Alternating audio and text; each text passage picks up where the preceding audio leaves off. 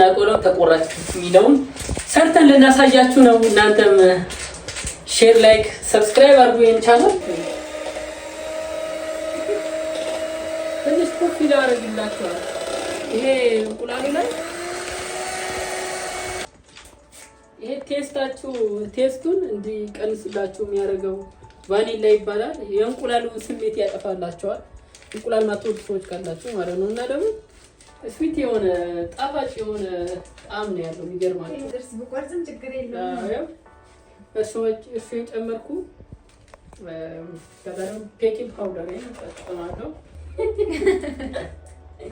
የቤታችን አለ ትንሽ ነው አይደል? እንዴ ይባረገው ቢገባስ አይታየም። ትንሽ ነች።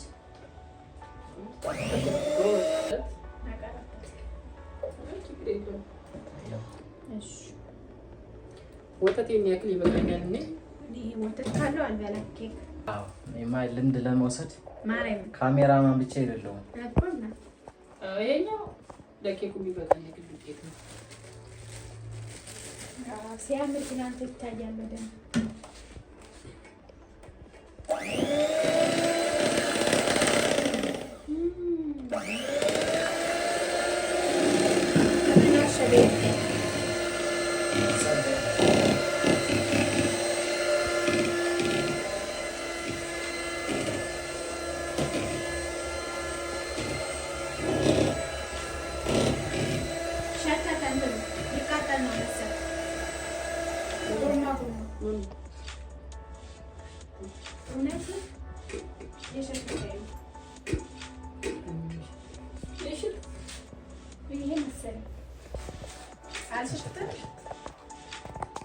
ካሜራ ላይ ችግር እየፈጠርሽ ነው። አይሸትም።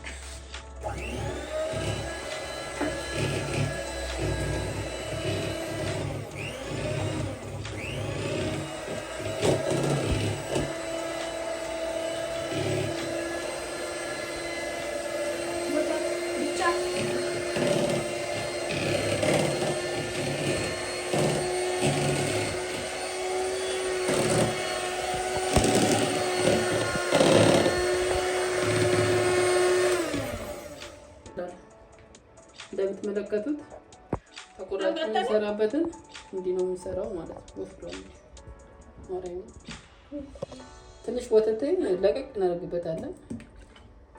ትንሽ ቀጠን ይበልልኝ ማለት ነው። ብርቱካን ቢኖረው ወይ ሎሚ ተፈቅፍቆ ቢኖረው ደግሞ አሪፍ ነበር ነው። ኬኩን ለስለስ ያደርግልናል። ጥሩ ነው በጣም። እዚህ ጋር እናደርግበታለን። በቃ እዚህ ጋር እንጨምርና ከዛ ምን ተጠቀማለህ መሰላችሁ?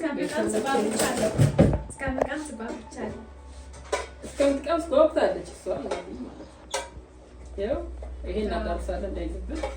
ይሄ ብሩሽ ነው የሚባለው። ይሄ ታውቃለህ መቼም የምግብ ብሩሽ ነው። ስዕል ግን አይሳልበትም። አስዋል በዚህ ስዕል ምሳሌው ስዕል መሳያ መስሎኝ ነበር።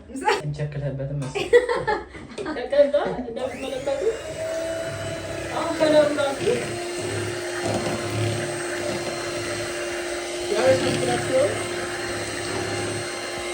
ግን ኬኩን ደግሞ ታዩታላችሁ ሲወጣ እናየዋለን። ያው በጣም ሁለት ሶስት ጓጓው እስከማየው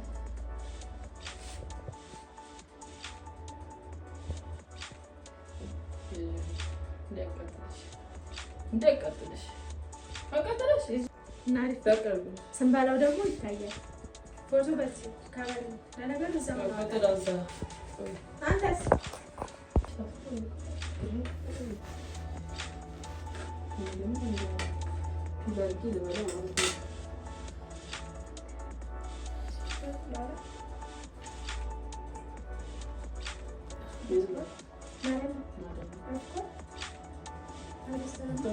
በፍጥነት ነው የወጣል። ግን አሯል በስሎ በጣም በስሎ አሯል። እንግዳ ይመጣል። እንግዳ የለም መሰል እንግዳ የለም። ለራሱ ነው ያዘጋጀው።